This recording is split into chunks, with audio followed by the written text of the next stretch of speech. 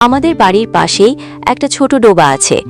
ডোবার শান্ত জলে প্রায় একজোড়া ডাহুক পাখিকে তাদের 3টি ছানা সহ ঘুরে বেড়াতে দেখা যেত। ছানাগুলোর চিশ্চল ভঙ্গি আর মা বাবার যত্নে করা স্নেহময় দৃশ্য যেন প্রকৃতির এক অনবদ্য সৌন্দর্য। হঠাৎ একদিন সকালে ডোবার দিক থেকে হইচই ও চিৎকার চেঁচামেচির শব্দ শুনে আমি দৌড়ে সেখানে যাই।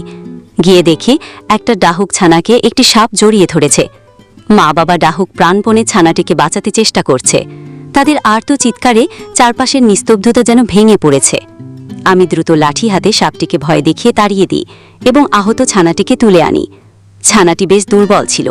আমি ওকে কয়েকদিন যত্ন করে খাওয়া দাওয়া করিয়ে সুস্থ করে তুলি। সে আবার আগের মতো কিচিরমিচির করতে শুরু করে।